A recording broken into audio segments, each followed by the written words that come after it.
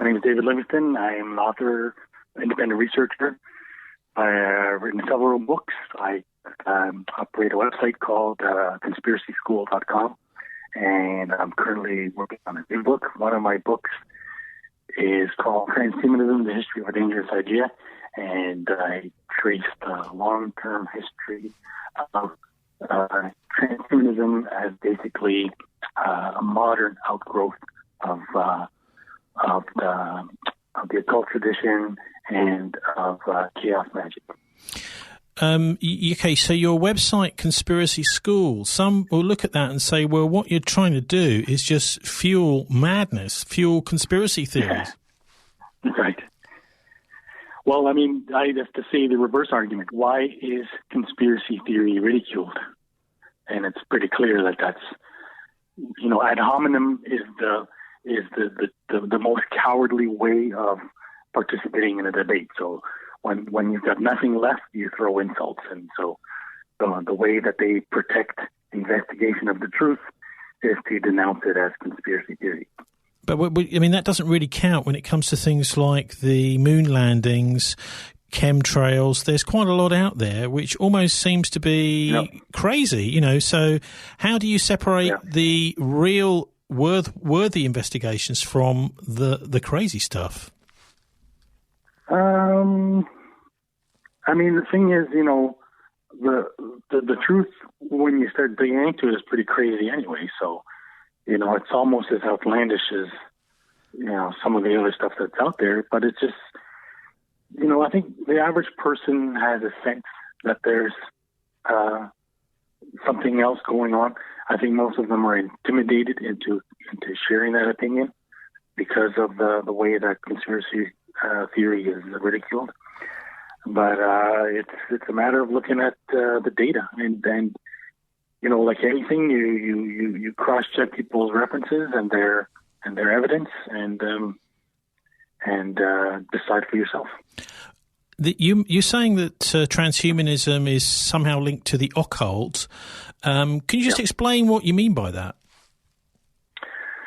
Yeah. So if you look at Nick Bostrom is one of the two founders of the Transhumanists. What's it called? The modern Transhumanist Society, and he wrote a book called The History of Transhumanism, and he himself explicitly links it to the occult. So he basically says he traces transhumanism to things like alchemy, the Rosicrucians, and most importantly, he traces it to the history of the Golem, the Frankenstein, the story of Frankenstein by Mary Shelley.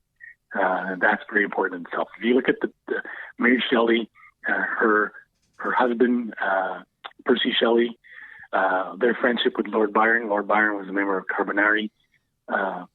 Her father was William Godwin, who was one of the founders of anarchism. His mother, a radical feminist. These are people who had advanced some pretty radical ideas in their time. They're typically atheists. They were libertines, and deeply involved in the occult. Mary Shelley, so Percy Shelley was very interested in occult, particularly alchemy and Rosicrucianism.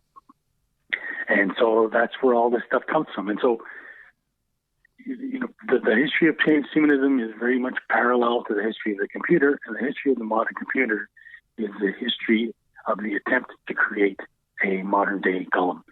And that is not my interpretation. That has been revealed by Norbert Wiener, who was the founder of cybernetics, which is basically the field that drove the development of the computer through the CIA, DARPA, and so on. And his book is titled God and Golem Inc. And so he does it as well. He also basically, he also justifies their pursuit as being a sort of modern day magic. And he explicitly compares the development of artificial intelligence and a thinking machine to the creation of a golem. So what is a golem? So golem is a living creature that is created through the use of what's names of power, and it's a Kabbalistic. It's a form of practical magic that belongs to Kabbalah. I think it was originally mentioned in the Sefer Yetzirah, which is one of the most ancient Kabbalistic texts. It's a legend that sort of makes its appearance first among the Ashkenazi Hasidim. Those are like that's really where Kabbalah takes its birth in Europe, which is in southern Germany, and in close relation with the Kabbalists of southern France. But the one who popularized the legend is a rabbi named Rabbi Low, who lived in Prague, I believe, in the 1500s. And so he's the one who's famous.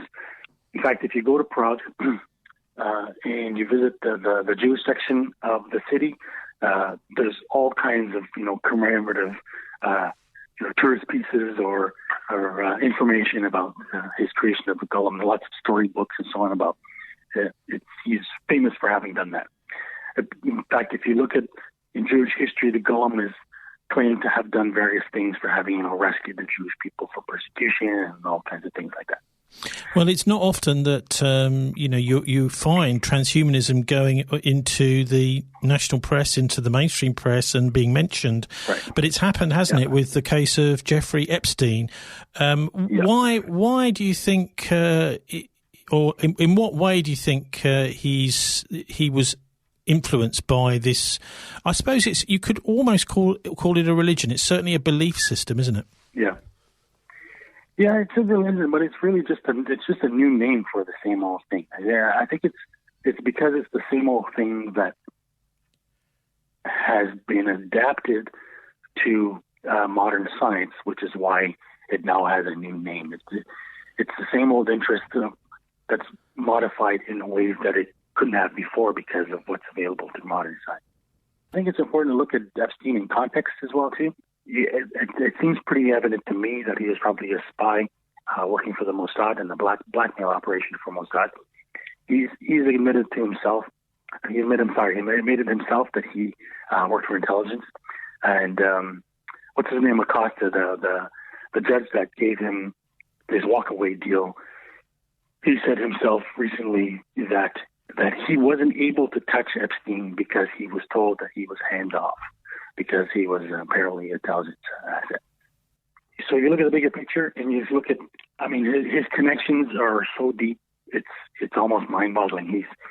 The people in this black book included John Kerry, Kissinger, Steve Forbes, Richard Branson, celebrities like Dustin Hoffman, Ralph Fiennes,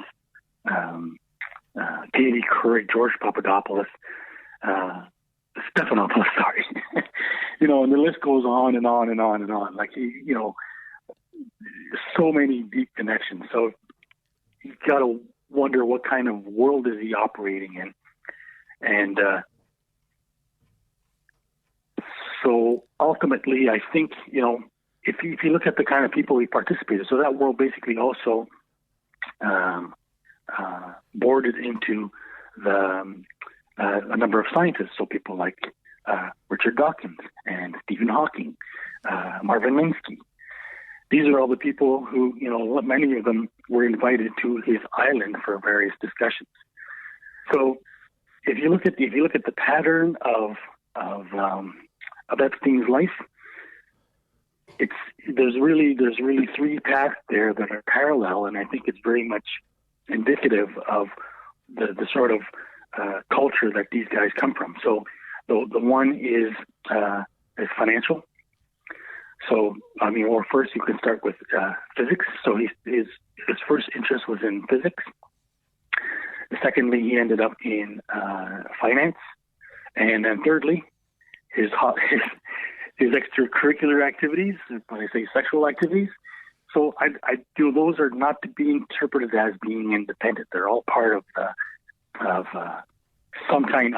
We can only speculate of what he's really coming from, but understanding the occult as an outside person, from what I've seen from my investigation, those are three paths that are commonly associated. So, the physics is basically often verges into an area of pseudoscience, as like alchemy has always been, and magic has basically always been a kind of pseudoscience. And then, finance, of course, is a way for them to maintain, achieve wealth, sustain a degree of authority and power. And then ultimately, they're often Luciferians, or they are nihilists.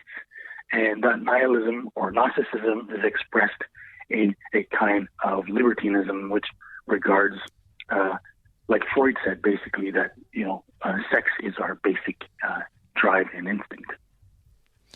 I mean, you're parceling three things again together there: nihilism, narcissism, and Luciferianism. Can you just explain why you mention them kind of almost in the same breath? I mean, that sounds to me as if you're parceling a little bit too much in the same place. Can you just explain why you talk about those three together, what the links are, if you believe there are? Well, it's the same thing. So, I mean, if you, narcissism is very much the origin of all this stuff, right? So, narcissism reads the Bible in reverse. And so that God is actually evil, and he enforced a number of laws which only restrict us, but basically repress our instincts, our natural instincts. So narcissism basically seeks to liberate the human being by allowing him to indulge in any fantasy, whim, or perversion that he chooses. And so the Lucifer is the liberator. He's the one who frees man from the oppression of God, but he's also, he teaches man the science of the universe so that he can himself become God.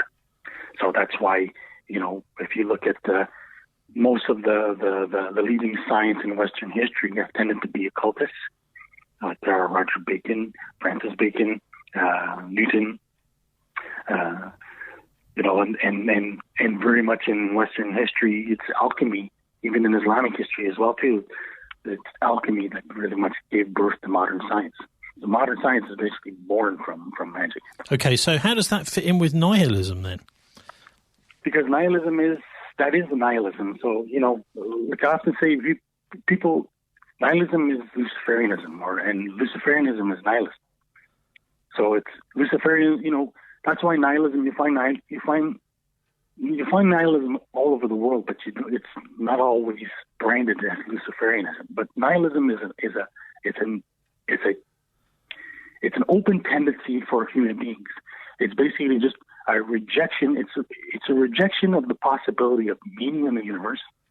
And so by that, it naturally leads into a rejection into the possibility of good, the possibility of caring, the possibility of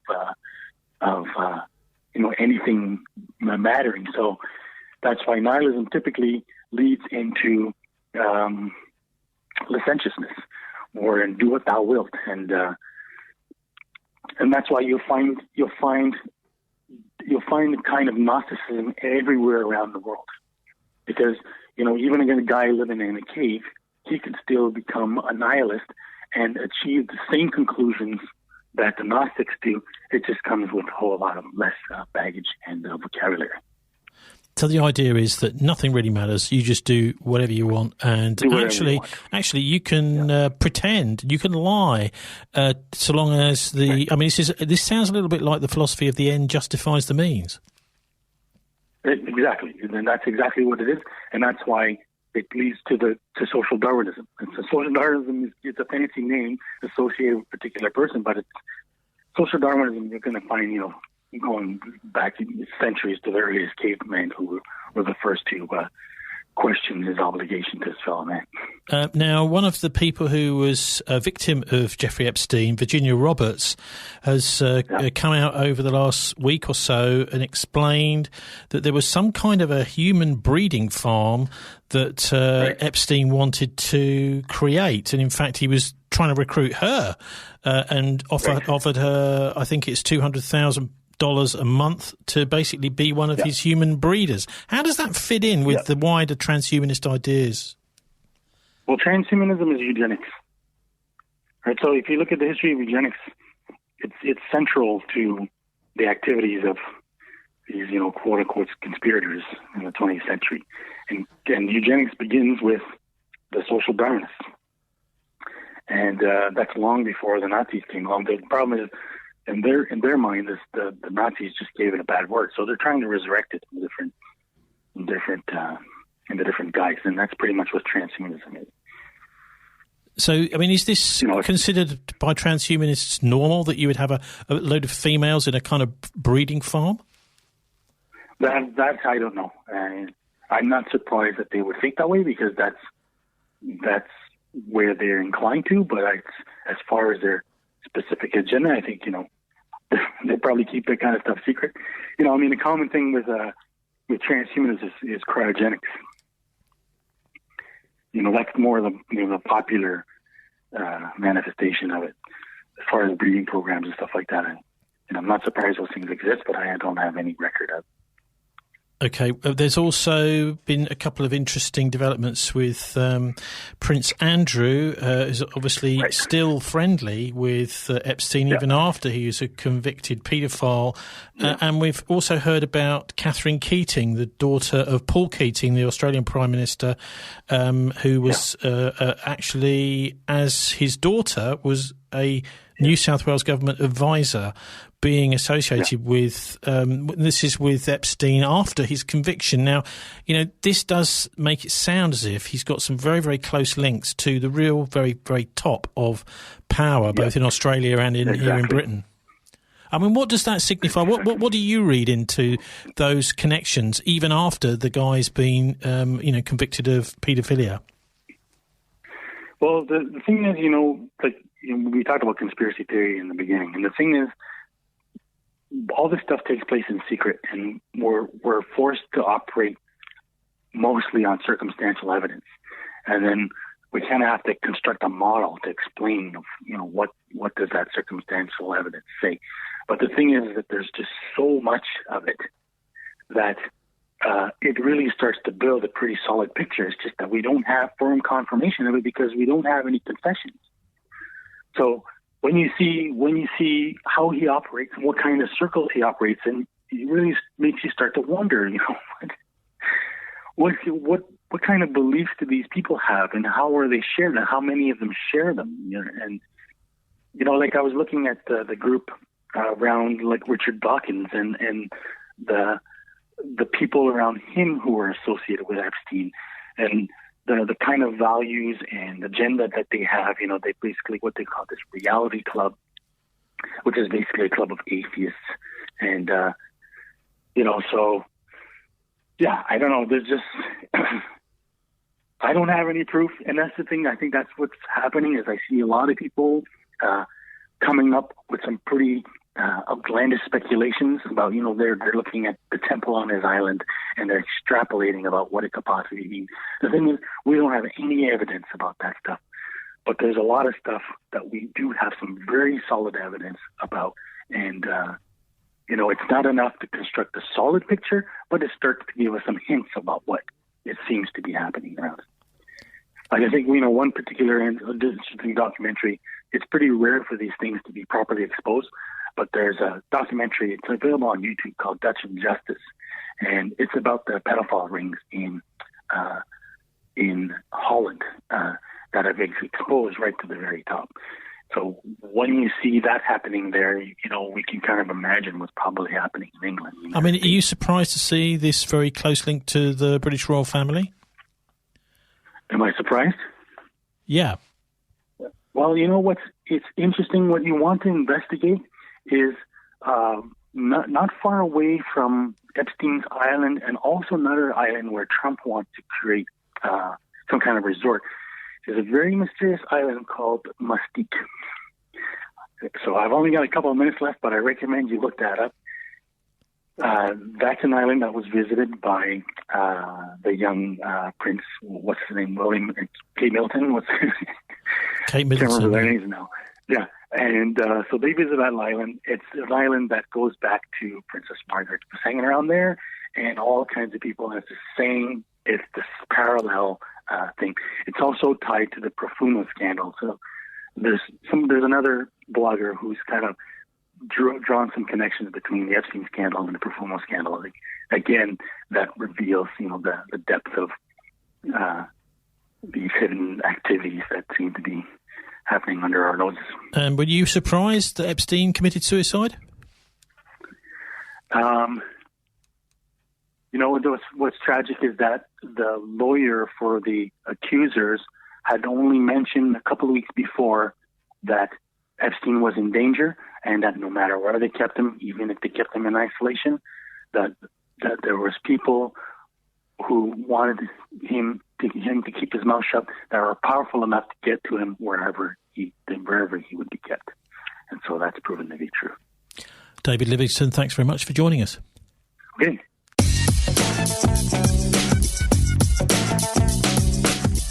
You're listening to dialectradio.co.uk, your local community radio run by volunteers.